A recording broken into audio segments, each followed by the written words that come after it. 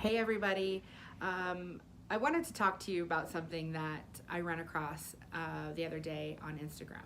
I was scrolling as one is wont to do these days, and I saw a really thought-provoking and interesting post.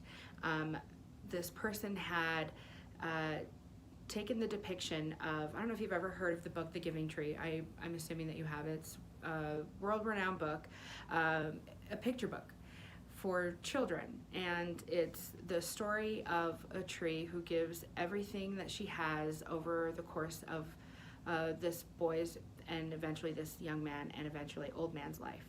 And this man takes everything from this tree. And as a child, I don't think I picked up on the nuances of what this tree is really, who this tree represents. As I've gotten older, 100% I realized this tree represents a mother. This tree is me.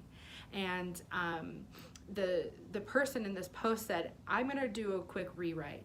And at the beginning of the story, when the young man becomes old enough to know better than to take everything from this tree, she says no. And I thought, oh, I love this person for creating this analogy that we do not have to take what is served up to us as mothers of young children.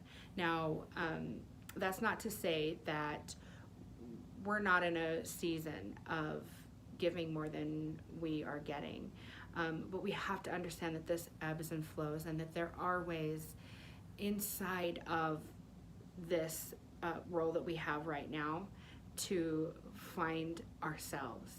And for myself, I found that learning was something that lifted me out of that role of being taken from but never given. And we all need to find whatever it is that makes us feel like we are separate from our children or our families or our marriage or everybody else's needs, and not becoming the stump at the end of the story. We do not want to be the stump at the end of the story, okay, friends? Something that this is a quote from Jennifer Finlayson Fife, who is somebody who I really admire and look up to. She is a psychologist, and she teaches women how to become more, she teaches them how to become a more solid person. And I really love her, but what she says is, being the sacrificial lamb for your family is not a virtue. It sets up a broken system of sending the wrong message to our children of what a mother is and what a mother does. It serves no one.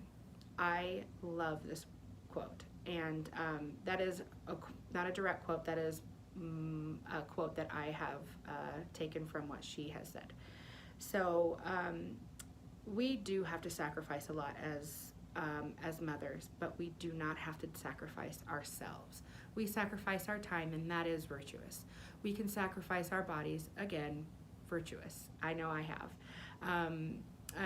It's a very rare person that doesn't sacrifice those things and still be able to, I want to say your body is a sacrifice for everybody, but for most people it is. Because you have to sacrifice your sleep sometimes, and that is a virtuous thing. But letting your child sleep in your bed until they're 8 is not a virtue. Waking up with your child in the middle of the night when they're sick, virtuous. So we have to really look at, are we becoming the stump at the end of the story? That is the message I wanted to start with today, is when we find ourselves being taken from and feeling resentful, instead of relishing and rolling around in that resentment and that feeling of self-righteousness, I want you to stop. Just stop for just a moment and think, am I allowing the people in my life to make me a stump at the end of the story? Now, there are two parties in that story. There is the tree, and there is the boy who turns into a man. And the tree allowed it, and the boy didn't know any better, because that's the only thing he knew. So maybe that boy would not have ended up a depressed old man if the stump, who was a tree at one point, would have said, no more. he would have learned how to treat the trees in his life. Anyway, that was just a fun little thought journey that I really loved to go down, a little thought experiment. I hope you guys are all doing well, and a little plug for I created a resource on my website. My website is coachkacey.com, and if you go to my page, to coachkacey.com and click on the top tab, resources, in there you will find Kacey's date night questions. They're questions to ask your lover. Now, one of the biggest problems I see with many of my clients, yes, pretty much all of my clients, is that there is a communication breakdown. When we stop communicating, we stop being curious about our partner, about what makes them tick. We assign our feelings to them. A lot of times, we're not really being fair. The first step is to be curious, is to stop assigning what you believe they're saying and feeling, and just ask them. I am shocked how many people have stopped talking. We have to talk to our partners. So a really great way to start, there's a lot of people who have put together little questions if you Google it.